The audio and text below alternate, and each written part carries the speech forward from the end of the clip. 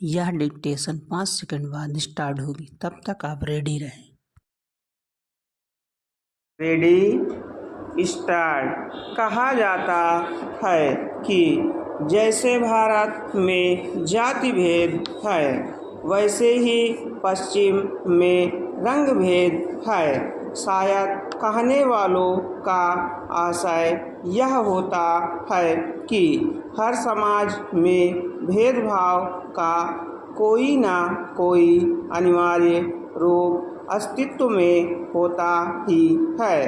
भारत के संदर्भ में देखा जाए तो क्या यहाँ सिर्फ जाति भेद है, रंग भेद नहीं है, परंतु वास्तविकता कुछ और ही है, क्योंकि भारत भी रंग भेद से अछूता नहीं है। भारत में इसका अपना अलग ही स्वरूप है, क्योंकि लिंग भेद से जुड़कर यह और भयानक हो जाता है।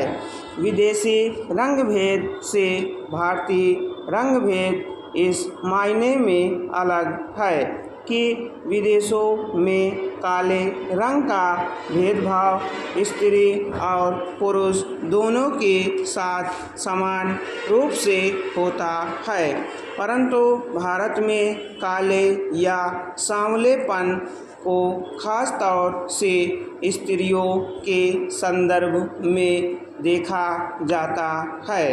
प्रसिद्ध लेखिका मनु भंडारी और लेखिका व उद्योगपति प्रभा खेतान की आत्मकथाओं से पता चलता है कि किस प्रकार सांवले रंग ने उनके बचपन में जहर घोला, जिसका असर उनके पूरे व्यक्तिगत पर जिंदगी भर रहा। भारतीय समाज में लड़कियों के लिए सांवला रंग किसी शारीरिक अपंगता जैसा ही बड़ा अभिशाप है। अगर वैश्विक स्तर पर रंग भेद की बात की जाए तो दक्षिण अफ्रीका और भारत के साम्राज्यवाद, उपनिवेशवाद, नस्ली भेदभाव और रंग भेद के खिलाफ साझा संघर्ष रहा है और इससे ही दोनों देशों के मध्य जुड़ाव स्थापित हुआ था। स्वतंत्रता उपरांत भारत के प्रथम प्रधानमंत्री पंडित जवाहरलाल नेहरू की विदेश नीति के मूल सिद्धांतों में साम्राज्यवाद, उपनिवेशवाद, नस्ली भेदभाव, रंग भेद, गुट निरपेक्षता और दक्षिण सहयोग जैसे विषय प्रमुख थे, जिसके फलस्वरूप प्रधानमंत्री नेहरू ने दक्षिण अफ्रीका को प्रमुखता दी।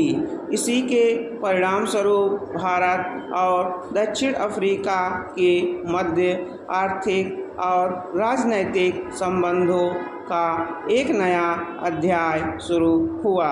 नेहरू द्वारा वरीयता दिए जाने के कारण ही 1948 में संयुक्त राष्ट्र संघ में भारत ने जाति भेदभाव संबंधी मुद्दों को उठाया तथा दक्षिण अफ्रीका में हुए रंग भेद के विरुद्ध आंदोलन के फलस्वरूप ही भारत वह प्रथम देश बना जिसने रंग भेद के कारण दक्षिण अफ्रीका से अपने आर्थिक, राजनैतिक और सांस्कृतिक संबंधों पर प्रतिबंध लगा दिया था। संयुक्त राष्ट्र के अलावा अन्य मंचों यथा गुट निरपेक्ष आंदोलन तथा 1955 के अफ्रीका एशिया सम्मेलन और बहुपक्षीय संगठनों के माध्यम से भारत ने रंग भेद की नीति को समाप्त करने का प्रयास किया।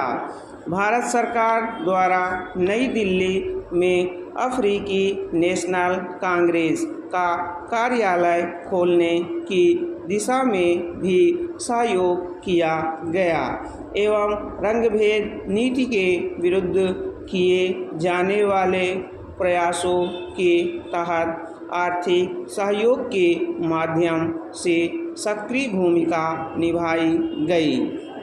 स्वतंत्रता पश्चात भारत द्वारा रंगभेद की नीति के विरोध के कारण दोनों देशों के आर्थिक संबंध प्रभावित हुए, परंतु 1993 में नेल्सन मंडेला के नेतृत्व में दक्षिण अफ्रीका में बनी पहली अश्वेत सरकार के उपरांत दोनों देशों के मध्य द्विपक्षीय व्यापार एवं वाणिज्य समझौते में काफ़ी परिवर्तन आया।